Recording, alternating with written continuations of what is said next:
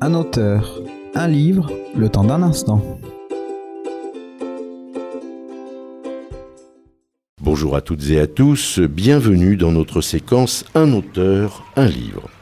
Au cours de la 17e fête du livre de Soulac, organisée par Écume.doc, nous avons rencontré les auteurs participants. Aujourd'hui, je vous propose de retrouver Elisabeth Bobry-Berneuil, romancière. Elisabeth Bobry-Berneuil, bonjour, merci de vous présenter à nos auditeurs. Tout d'abord, merci de me recevoir. Je suis donc Elisabeth Bobry-Berneuil, je suis écrivain depuis ma retraite. Ce sont mes élèves qui m'ont donné envie d'écrire.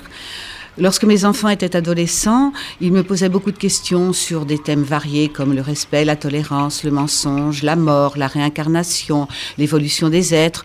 Je leur donnais mes réponses, qui n'étaient pas les réponses, en leur disant d'aller chercher d'autres réponses ailleurs.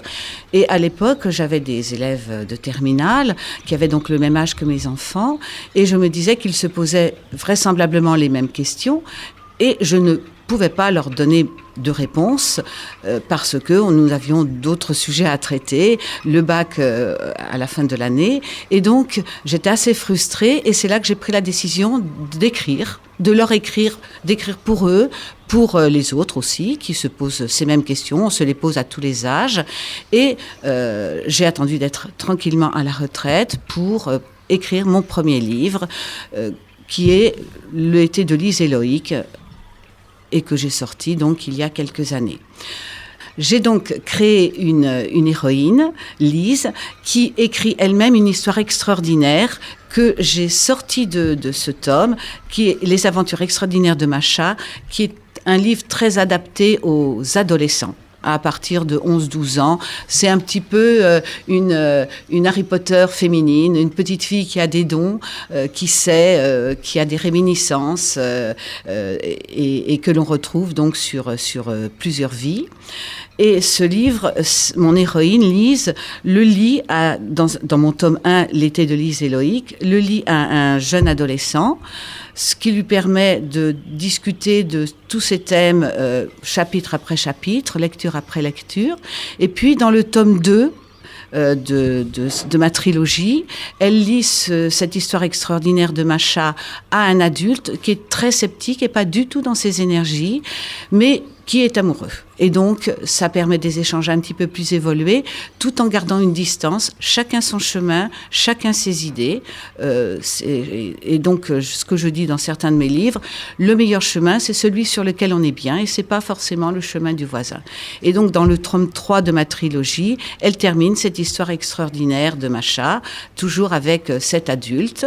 Le tome 4 est peut-être un livre un petit peu du style roman policier, un petit peu à l'Agatha Christie, puisque dans ce tome 4, on veut tuer mon héroïne qui attend un bébé. L'occasion de partager beaucoup de sujets avec le lecteur. Il y a par exemple, ça démarre sur le sujet du racisme en général.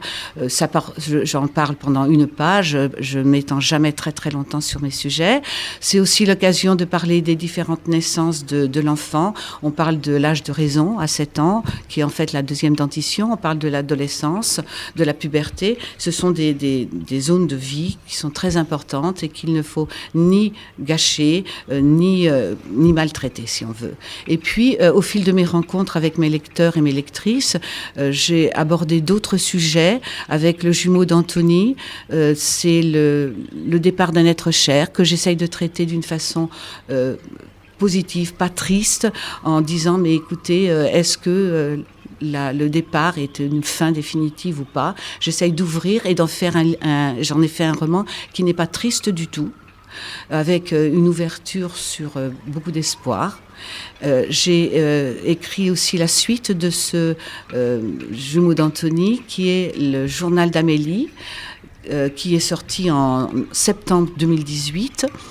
Sur un autre thème, c'est sur le thème du pardon. Parfois, nous partons un peu vite sans avoir eu le temps de demander pardon ou d'obtenir des pardons. Et cette adolescente, Amélie, vit entre le monde visible et le monde invisible et permet aux êtres de dialoguer et peut-être donc justement d'offrir ce pardon ou de demander ce pardon ou pas, puisque nous avons notre libre arbitre. Et je suis actuellement en train d'écrire mon 9e roman sur encore un autre thème, et ça sera peut-être l'occasion d'une autre interview. Elisabeth Bobry-Berneuil, vous êtes venue à Soulac donc présenter l'ensemble de votre œuvre en tant que romancière. Vous avez insisté plus particulièrement sur les aventures extraordinaires de Masha, sans en trahir évidemment l'intrigue ni le contenu. Est-ce que vous pouvez nous en dire un peu plus sur ce qui a motivé ce travail d'écriture et les grands thèmes, la trame de ce roman? Alors, ce qui m'a motivée, c'est ma frustration vis-à-vis de mes élèves où, en tant qu'enseignante, je me trouvais très limitée à ma matière scientifique. Et donc, je trouvais que c'était frustrant. Et du reste, ma première trilogie, je l'ai appelée « Vision du jardin ». En fait, je voulais, par cette trilogie, emmener mes élèves hors de la classe, dans le jardin, pour parler d'autre chose que de physique-chimie. Voilà. Donc, c'est vraiment je suis enseignante dans l'âme et c'est vraiment ce qui m'a motivée pour écrire. Elisabeth Bobry-Berneuil, je vous propose donc de lire à nos auditeurs un extrait que vous avez choisi des aventures extraordinaires de Masha. Et tout de suite, la lecture d'un extrait par notre invité.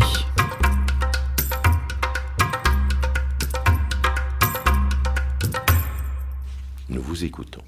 Alors en fait, il s'agit du début. Hachi, le maître du domaine, descendait solennellement du bateau qui venait d'accoster le ponton privé. Hachi était un homme d'une 60aine d'années, à la démarche noble et au port de tête altier malgré le poids des ans. Son visage, parcheminé par le soleil, gardait le souvenir de traits réguliers. Cependant, une indicible tristesse se lisait dans son regard.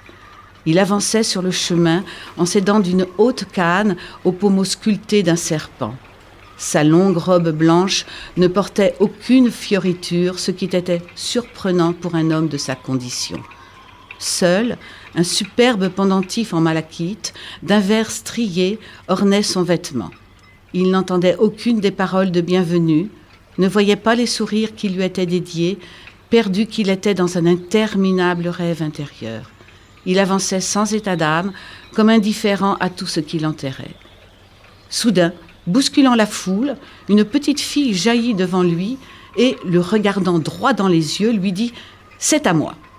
Le bras tendu, prolongé par un index accusateur, montrait le pendentif. La longue procession s'immobilisa derrière le maître, surpris, tandis que le silence se faisait autour d'eux. Hachi, d'un geste autoritaire, fit comprendre à sa suite de ne pas intervenir. Tout le monde retenait son souffle, sachant que cet homme renfermé et imprévisible était capable de colère noire lorsque tout ne se passait pas comme il l'entendait. Se penchant vers l'enfant, il lui dit « Viens avec moi à la maison, nous parlerons tranquillement tous les deux. » La fillette glissa sa petite main dans celle du vieil homme, lequel, à la surprise générale, se remit en route ainsi attaché à elle. La foule soulagée continua avec autant plus d'entrain de fêter le retour de leur maître. Arrivé dans sa demeure, Hachi fit asseoir l'enfant à côté de lui, sous la tonnelle, tandis que des servantes s'affairaient alentour. La table devant eux fut bientôt remplie de boissons variées et de gâteaux plus alléchants les uns que les autres. La petite, après quelques instants de stupeur devant cette table merveilleuse, se servit prestement sans attendre d'y être invitée. L'œil attendri, son hôte l'observait. Cela faisait bien longtemps qu'il n'avait porté un quelconque intérêt à un être humain, pensa-t-il. 15 ans. Cela faisait 15 ans que les gens ne l'intéressaient plus, depuis que sa fille unique, Aïcha, était morte en couche. Elle n'avait que 18 ans. La bouche pleine, un verre de jus de fruits frais à la main, la fillette observait le jardin avec beaucoup d'attention. Son regard allait dans toutes les directions, comme si elle voulait imprégner son petit cerveau de tout ce qu'elle voyait. « Comment t'appelles-tu » L'enfant sursauta et, reprenant conscience de la présence de son hôte, se tourna vers lui. Son regard était direct et franc. « Je m'appelle Macha et j'ai 6 ans. Enfin, presque. Tu appartiens à mon domaine ? J'habite avec mes parents et mes grands frères près du fleuve. Ils s'occupent d'un grand champ au nord de la ville, de l'autre côté de la colline. Ils pêchent aussi de temps en temps, mais je n'ai pas le droit de les accompagner. Je suis trop petite, qu'ils disent. C'est vraiment n'importe quoi. S'ils savaient... » « Et pourquoi as-tu dit que ce pendentif t'appartenait » Hachi avait attendu que l'enfant soit en confiance pour lui poser cette question qui lui brûlait les lèvres depuis l'interpellation de la fillette. Sans se départir de son assurance, elle répondit « Parce que c'est vrai, il est à moi. Je le portais avant, mais je ne sais plus quand. Je le reconnais parce qu'il a une forme très spéciale. On dirait une larme, une grosse lame verte. Je suis sûre qu'il n'y en a pas 2 comme ça. Mais moi, quand je le portais, il était attaché avec une ficelle blanche. Je n'aime pas le noir, c'est trop triste comme couleur. » Hachi se leva brusquement et se sentit défaillir.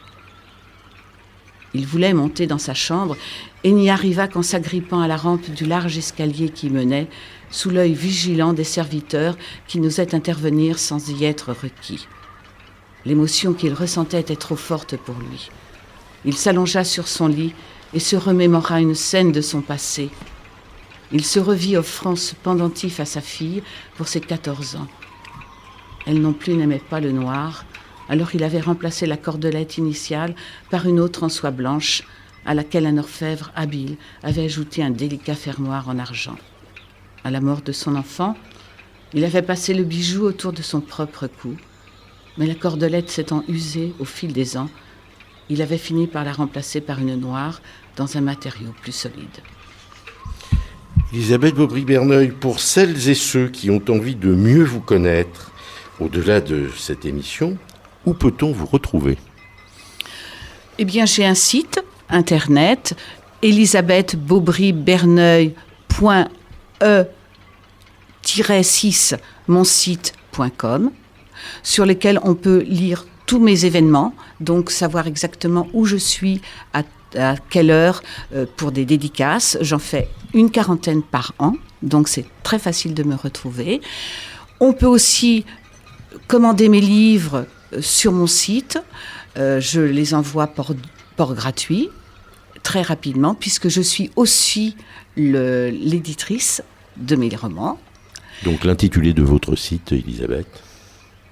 elisabethbobry-berneuil.e-6monsite.com. Et on peut aussi trouver, pour les Médocains, mes livres à la Maison de la Presse de Pauillac, sur le port. Elisabeth Bobry-Berneuil, nous vous remercions de votre participation à Un auteur, un livre. À tous et à toutes, nous souhaitons une agréable journée en notre compagnie.